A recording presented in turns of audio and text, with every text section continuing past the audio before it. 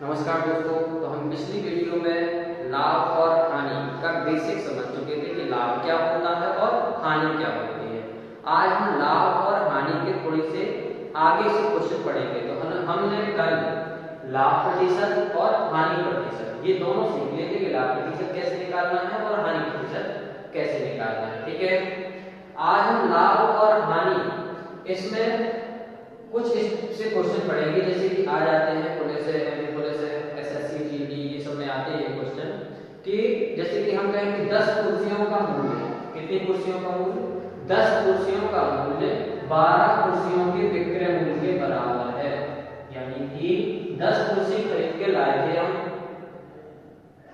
वो किसके बराबर है, 12 कुर्सियों के विक्रय मूल्य के बराबर है। तो कितनी कुर्सी बेचनी पड़ेगी, 12 कुर्सी। खरीदी कितनी थी, 10। कितनी खरीदी थी, 10, और वो कितने के बराबर है, 12 कुर्सियों के विक्रय मूल्य के बराबर। तो सी भी बड़ा है कि एस भी बड़ा है। आप स्पष्ट रूप से देख सकते हो कि एस भी बड़ा है और सी भी छोटा है। तो आप तो कहेंगे कि प्रॉफिट होगा, लेकिन नहीं। जैसे तुमने 10 वस्तु खरीदी, ठीक है, मान ली 100 रुपए में खरीदी, कितने रुपए की खरीदी, 100 रुपए की, और ये 100 रुपए में हमें 12 कुर्सियां बेचनी है। कितनी बेचनी है, 12 कुर्सियां। 2 कुर्सियों का घाटा हो गया ना, हम तो लाए सिर्फ 10, कितने रुपए की, 100 रुपए की, और 100 ही में हमने कितनी बेच दी, 12 कुर्सी बेच दी, तो हमें हानि हो गई कितने रुपए की, 2 रुपए की। इसी क्वेश्चन को उल्टा कर दे हम कि 12 कुर्सियों का क्रय मूल्य, 12 वस्तुओं का क्रय मूल्य बराबर है 10 वस्तुओं के विक्रय मूल्य के बराबर। यानी कि 12 कुर्सी हमने 100 रुपए में खरीदी, यानी कि 120 रुपए में खरीदी हमने। 12 कुर्सी कितने में खरीदी, 120 में, और हमने 10 कुर्सियां बेची और हमें 120 रुपए मिल गए।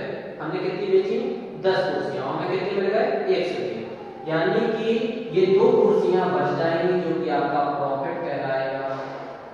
कहलाएगा कि नहीं कहलाएगा, यानी कि लाभ हो जाएगा।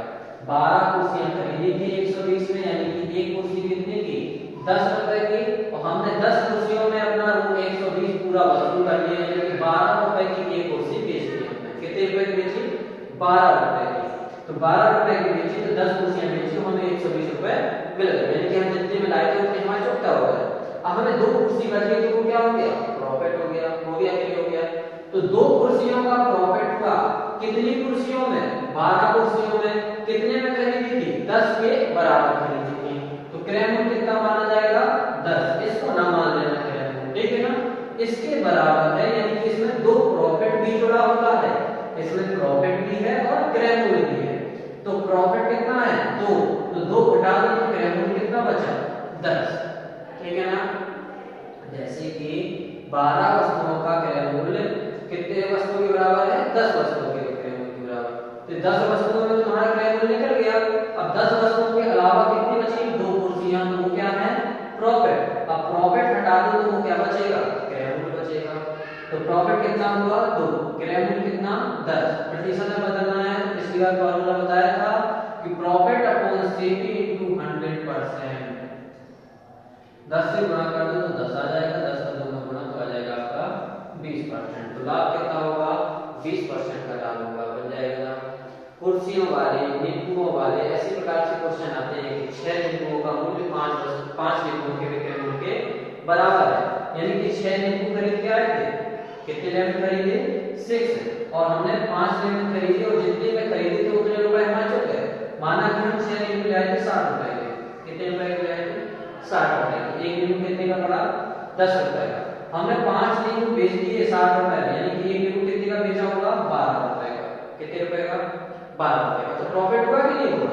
अब प्रॉफिट कितने का हुआ, तो एक लेमन का, एक नींबू हमारा बच गया। तो एक नींबू बच गया ना, 6 नींबू लाए थे, 5 नींबू बेचे, हमारे 60 रुपए चुकता हो गए। अब एक नींबू बच गया, तो एक क्या होगा, वो प्रॉफिट। प्रॉफिट और सीपी फिर इसको ना मानना, सीपी किसको मानना है, इसको। ये हो जाएगा 5/100 गुणा परसेंट। तो कर दो 5 से भाग 5 गुणे 10, इसमें भी कितने परसेंट का लाभ हो गया, 20% का लाभ हो गया, बन जाएगा ना। तो लिपू वाले कुर्सियों वाले की कितने खरीदी थे, कितने के विक्रय मूल्य के बराबर है। तो ये इस टाइप से क्वेश्चन लगाना है कि हमें देखना है उसमें क्रय मूल्य बड़ा है कि विक्रय मूल्य बड़ा है। क्रय मूल्य बड़ा है यानी कि हानि होगी, विक्रय मूल्य बड़ा है यानी कि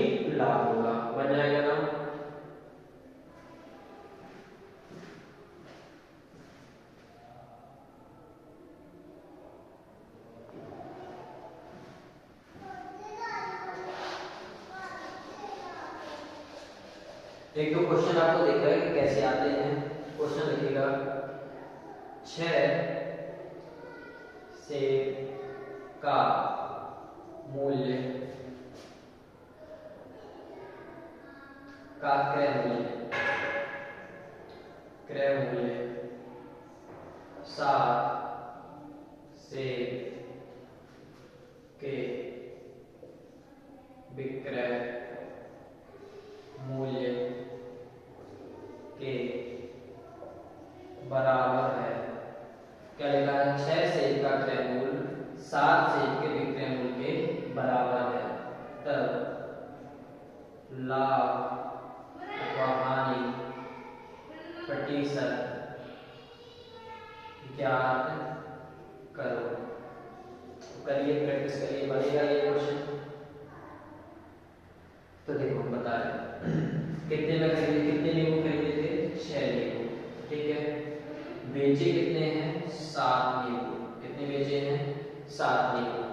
लेकिन 6 नींबू खरीद के लाए थे, 7 नींबू के विक्रय मूल्य के बराबर उसका क्रय मूल्य जुटेगा। 6 नींबू खरीदे माना कि 420 रुपए के खरीदे। कितने नींबू के? 420 रुपए के। ऐसी कुछ वैल्यू लेनी पड़ती है। 420 वाले हम 42 ले लें। कितना ले लें? 42।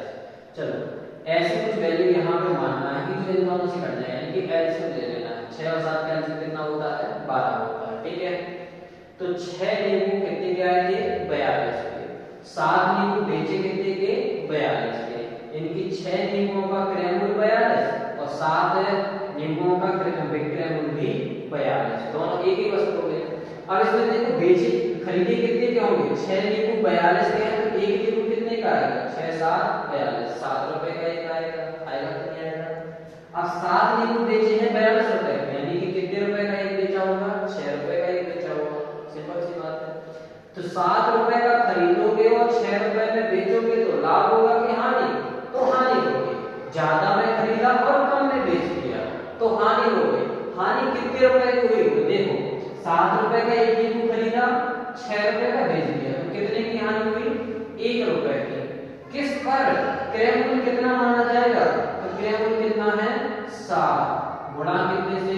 100% से। कट रहा क्या साथ में? नहीं कट रहा। 100 एकम 100 बटा 7%, या तो यही हो जाएगा, या फिर इसको मिक्स फ्रैक्शन में कन्वर्ट कर दो। मिक्स फ्रैक्शन में कैसे करते हैं? 7 एकम 7, 10 में से 7 जाएंगे 3, 0, 7 चौको 28, 30 में से 28 घटाओ कितने बचे? 2 बटा 7, यानी कि कितनी हानि हो जाएगी? 14.2 बटा 7% आपको लॉस होगा, यानी कि हानि होगी। तो बनेंगे इस टाइप से क्वेश्चन। लाभ और हानि से ये क्वेश्चन बनते हैं कि वस्तुओं का क्रय मूल्य बराबर